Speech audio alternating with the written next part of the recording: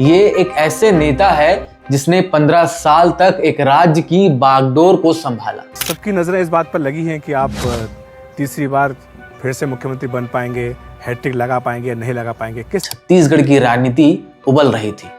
2003 विधानसभा चुनाव बहुत करीब थे और सीएम पद के प्रबल दावेदार थे दिलीप सिंह जुदेव।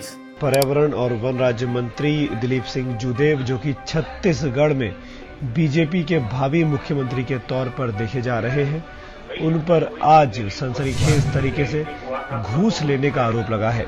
रमन सिंह जुदेव के विवाद से पैदा हुई राजनीतिक शून्य को भरने वाले छत्तीसगढ़ के पहले निर्वाचित मुख्यमंत्री बने। लेकिन डॉक्टर रमन ने सारे पॉलिटिकल पंडितों को गलत साबित करते हुए वोरा जैसे दिग्गज को 26,000 वोटों से हराकर जीत हासिल की। छत्तीसगढ़ में कोई भूखा रहता भी है कि नहीं? अरे भूखे कैसे रही वो, हमार भूख के चिंता करिए चाउर वाले बाबा हवा ना। 5,000 दिन एक मायने रखता है। बीजेपी में सबसे अधिक दिन तक के रहने वाले मुख्यमंत्री। ठीक है, वो सब भगवान की कृपा है। वो भगवान की कृपा है, जब तक रखेगा भगवान रखेंगे, रहेंगे। और साहब को जानते हैं आप लोग व्यक्तिगत साहब को जानते हैं। उन्हें बहुत ज्यादा लालच किसी पद प्रतिष्ठा की नहीं रहती है। वो उनका बेसिक स्वभाव है। प्रदेश की जब तक है तब तक वो एक मिनट अपना काम को देते हैं। और फिर आया भ्रष्टाचार का काला अध्याय। Chhattisgarh and Raipur have conducted raids to arrest former Chhattisgarh CM Raman Singh's son-in-law, Dr. Puneet Gupta, who is wanted in a 50 crore scam related to purchase of equipment for a government hospital. क्या उनका दामाद और उनका बेटा भी इस सत्ता के खेल में शामिल थे? और सबसे बड़ा सवाल, आज जब वो विधानसभा अध्यक्ष के संवैधानिक कुर्सी पर है, तो क्यों कहा जा रहा है कि विष्णुदेव साय केवल एक डमी मुख्यमंत्री है?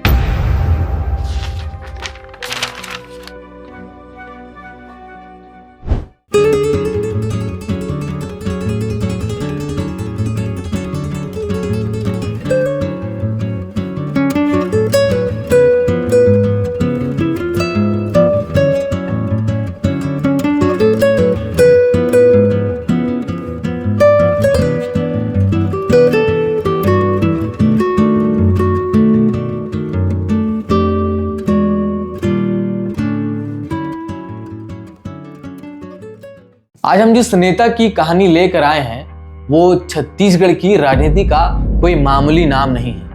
ये एक ऐसे नेता है जिसने 15 साल तक एक राज्य की बागडोर को संभाला। ये वो डॉक्टर है जो शनिचर डॉक्टर कहलाता था और फिर बन गया चाउर वाले बाबा। नाम है डॉक्टर रमन सिंह। देखिए, सवाल ये नहीं है कि वो जीते, सवाल ये है कि वो छत्तीसगढ़ में इतनी लंबी पारी खेल कैसे गए। एक तरफ 1 रुपए किलो चावल की स्कीम से गरीबों का पेट भरा, तो दूसरी तरफ उसी स्कीम में 36,000 करोड़ का नान घोटाला क्यों हुआ? नान घोटाले की डायरी में दर्ज सीएम मैडम आखिर कौन थी?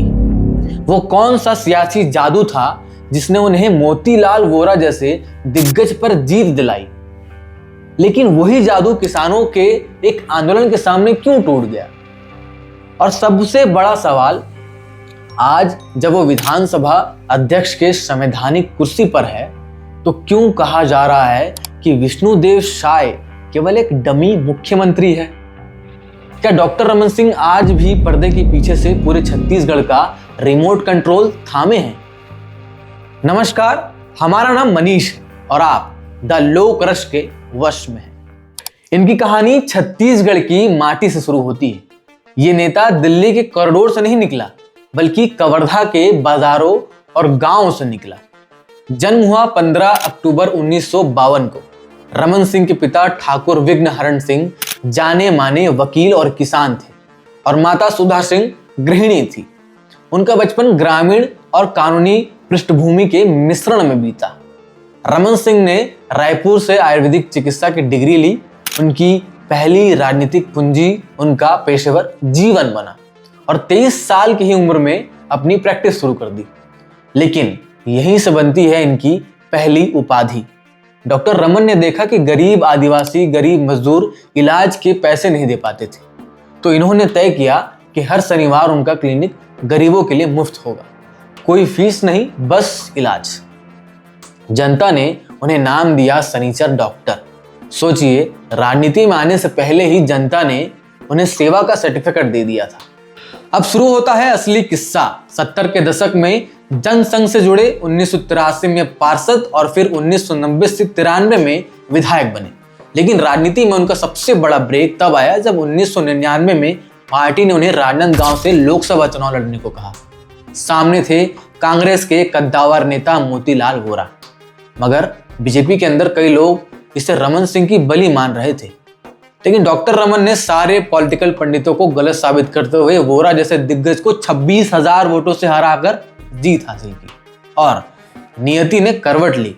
हार के बाद मोतीलाल वोरा ने खुद उनसे कहा, रमन, तुम एक अच्छे डॉक्टर हो, लेकिन राजनीति में तुम्हें पता होना चाहिए कि कब जीतना है और कब हारना है। यह तंज रमन सिंह की अपेक्षित जीत की नाटकीयता को दर्शाता है। खैर, इस बड़ी जीत के बाद अटल बिहारी वाजपेयी ने उन्हें सीधे दिल्ली बुला लिया और दिल्ली में इनाम मिला। वाजपेयी सरकार में डॉक्टर रमन केंद्र वाणिज्य मंत्री, राज्य मंत्री बने। फिर उन्होंने इजराइल, नेपाल, दुबई जैसे देशों में भारत का प्रतिनिधित्व किया। सनीचर डॉक्टर अब अंतर्राष्ट्रीय मंच पर देश की नुमाइंदगी कर रहा था। रमन सिंह अब दिल्ली में थे, लेकिन छत्तीसगढ़ की राजनीति उबल रही थी। 2003 विधानसभा चुनाव बहुत करीब थे और सीएम पद के प्रबल दावेदार थे दिलीप सिंह जुदेव। तभी चुनाव से ठीक पहले एक स्टिंग ऑपरेशन वीडियो सामने आया। इस वीडियो में जुदेव को रिश्वत लेते दिखाया गया और इसी वीडियो में उनका एक ऐसा बयान था जो राजनीतिक इतिहास में आज भी दर्ज है। पैसा खुदा तो नहीं, लेकिन खुदा की कसम खुदा से कम भी नहीं। इंडियन एक्सप्रेस के मुताबिक टेप में जुदेव ने यही शेर पढ़ा था।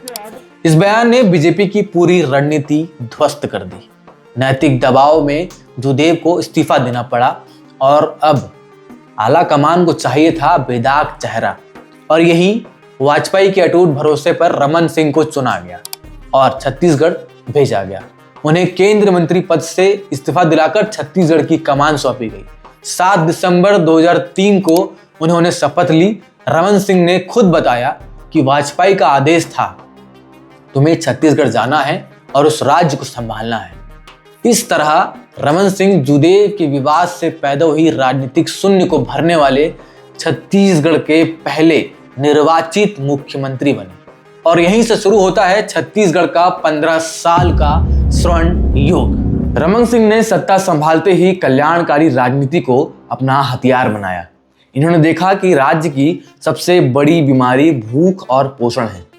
इन्होंने मुख्यमंत्री खाद्यान्न सहायता योजना शुरू की, जिसके तहत लाखों गरीब परिवारों को 1 रुपये से लेकर 2 रुपये प्रति किलो चावल मिला। 2013 में इसमें 5 रुपये प्रति किलो की दर से चना भी जोड़ा गया। छत्तीसगढ़ी में चावल को चाउर कहते हैं और इसी योजना ने उन्हें तीसरी और सबसे बड़ी उपाधि दी, चाउर वाले बाबा।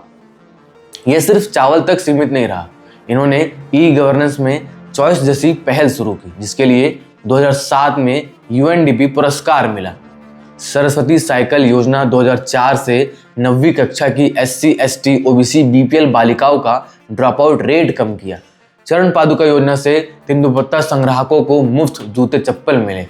राज्य का बजट 9,000 करोड़ से बढ़ाकर 95,000 करोड़ तक पहुंचाया। IIT, एम्स जैसे संस्थान लाए गए।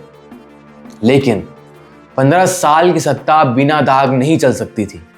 यहीं से कहानी के रोमांच में थोड़ा कड़वाहट भूलनी शुरू हुई।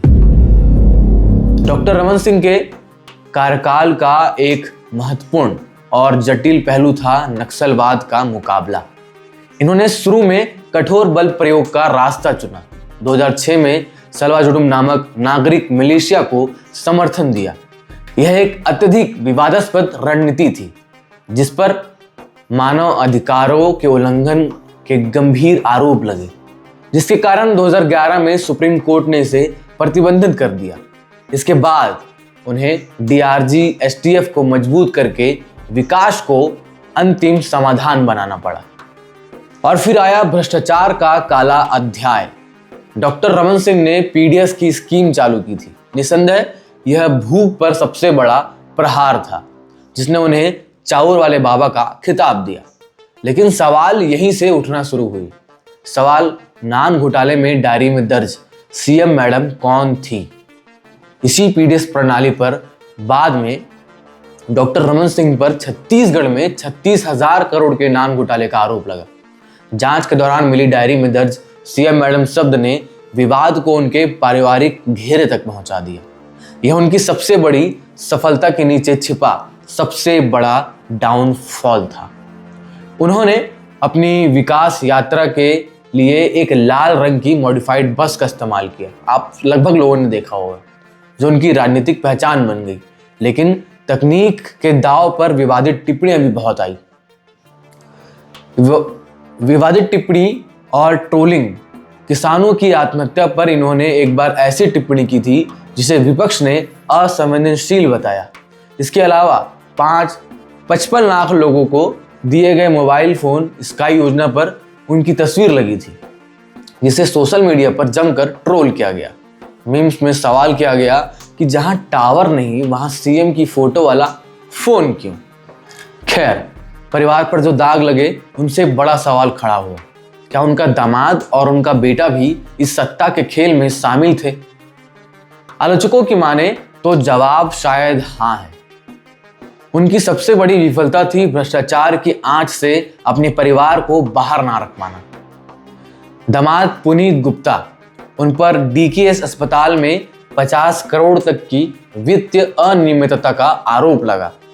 और बेटा अभिषेक सिंह, उनका नाम भी चीट फंड मामलों और पनामा पेपर्स विवाद से जुड़ा। इन तमाम आरोपों पर भूपेश बघेल ने तंज कसा कि डॉक्टर साहेब से ना तो गाय संभली और ना गवर्नेंस, आपने तो फिर कांड दर्ज कराए। अब आता है 2018 में सत्ता विरोधी लहर। एंटी इनकम्बेंसी ने रमन राज को समाप्त कर दिया। लेकिन कहानी यहां खत्म नहीं होती, क्योंकि शुरू होती है। भूपेश बघेल उनके बाद मुख्यमंत्री बने और दोनों के बीच एक्स यानी ट्विटर और मीडिया में सीधा टकराव होता रहा। बहरहाल 2023 में बीजेपी की वापसी के बाद रमन सिंह को विधानसभा अध्यक्ष यानी स्पीकर की कुर्सी दी गई। मगर सवाल यह है कि आज जब वो विधानसभा अध्यक्ष की कुर्सी पर है तो क्यों कहा जा रहा है कि मुख्यमंत्री सिर्फ एक डमी है? देखिए, राजनीतिक जानकारों का विश्लेषण है कि विष्णुदेव साय डमी मुख्यमंत्री है और रमन सिंह अध्यक्ष की तटस्थ कुर्सी पर बैठकर भी मोदी शाह के भरोसे पर राजनीति का रिमोट कंट्रोल थामे हैं। रमन सिंह ने राज्यपाल बनने की अफवाहों को खारिज करके यह स्पष्ट कर दिया है कि मैं यही हूं और यहीं रहूंगा। आज रमन सिंह की हर चाल मोदी की रणनीति का हिस्सा है। वह वाजपेयी के गुरु मंत्र पर चलते हैं, लेकिन मोदी की मजबूती के साथ खड़े हैं। तो यह कहानी एक नेता की है जिसने संघर्ष किया, राज किया और विवादों से घिरे रहे। उनकी सफलता उनकी योजनाओं में थी और उनका डाउनफॉल उनके परिवार और 36,000 करोड़ के आरोपों में।